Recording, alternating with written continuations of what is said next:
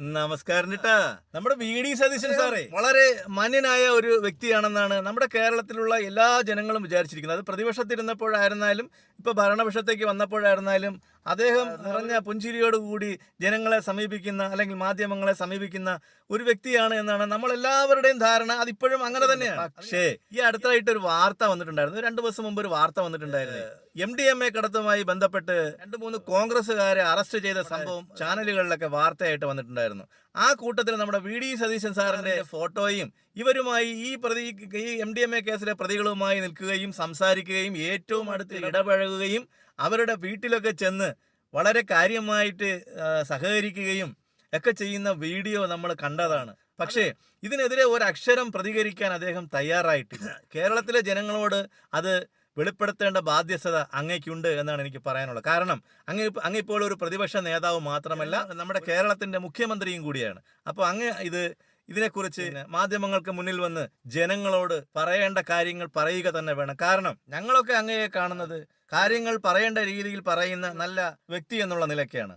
മുഖ്യമന്ത്രി എന്നതൊഴിച്ചാലും പ്രതിപക്ഷ നേതാവ് എന്നൊഴിച്ചാലും നല്ലൊരു വ്യക്തി എന്നുള്ള നിലയിലേക്കാണ് ഞങ്ങളൊക്കെ അങ്ങയെ കാണുന്നത്. മുൻപ് കോൺഗ്രസിന്റെ KPCC പ്രസിഡന്റ് K. സുധാകരൻ ലഹരിക്കെതിരെ പരിപാടി നടത്തിയപ്പോൾ ഇതുപോലെ ഗുണ്ടകളും ലഹരിക്കടത്ത് സംഘങ്ങളും ഉൾപ്പെട്ട അംഗങ്ങൾ ആ മീറ്റിങ്ങിൽ ഉൾപ്പെട്ടിരുന്നു.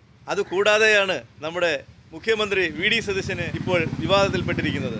ഈ MDMA കേസിൽ ഉൾപ്പെട്ടവരൊക്കെ തന്നെ താങ്കളുടെ പാർട്ടിയായ കോൺഗ്രസിലെ പ്രാദേശിക പ്രവർത്തകർ ഉൾപ്പെടുന്ന, അതായത് ബൂത്ത് പ്രസിഡന്റ് ഉൾപ്പെടെയുള്ള ആൾക്കാരാണ് എന്നുള്ള വിവരങ്ങളാണ് പുറത്തു വന്നിട്ടുള്ളത്. സ്വാഭാവികമായിട്ടും കോൺഗ്രസ് പാർട്ടിയുടെയും കമ്മ്യൂണിസ്റ്റ് പാർട്ടിയുടെയും ഒരു രീതി വെച്ച് നോക്കുകയാണെങ്കിൽ ഇന്ന് വരെയും ഒരു മുഖ്യമന്ത്രി ബൂത്ത് തലത്തിലുള്ള പ്രവർത്തകരുമായി ബന്ധപ്പെട്ട് പാർട്ടിയുടെ കാര്യങ്ങൾ നീക്കുന്നതായി ഞാൻ ഇന്ന് വരെയും കണ്ടിട്ടില്ല.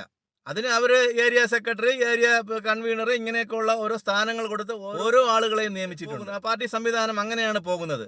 താങ്കൾ എന്തുകൊണ്ടാണ് ഈ ബൂത്ത് തലത്തിലുള്ള അവരുമായി ഇത്രയധികം ഇടപഴകാൻ തയ്യാറായത് എന്നുള്ളതും കൂടെ താങ്കൾ വ്യക്തമാക്കേണ്ടതുണ്ട്. അങ്ങേക്ക് ഈ ടീമുമായി, ഈ MDMA-കാരുമായിട്ട് യാതൊരു ബന്ധവുമില്ല എന്നുണ്ടെങ്കിൽ ഇവരെയൊക്കെ പാർട്ടിയിൽ നിന്ന് പുറത്താക്കി കർശന നടപടികൾ സ്വീകരിക്കണമെന്നാണ് എനിക്ക് പറയാനുള്ളത്. അങ്ങയുടെ കൈകൾ ശുദ്ധമാണ് എങ്കിൽ, അങ്ങയുടെ മടിയിൽ കനമില്ല എങ്കിൽ ഇതിനൊരു വ്യക്തത വരുത്തേണ്ടത് അനിവാര്യം തന്നെയാണ്. ഇതിനെക്കുറിച്ച് അങ്ങ് യാതൊരു അഭിപ്രായം പറഞ്ഞിട്ടുമില്ല, ഇതിനെക്കുറിച്ച് മിണ്ടുന്നുമില്ല.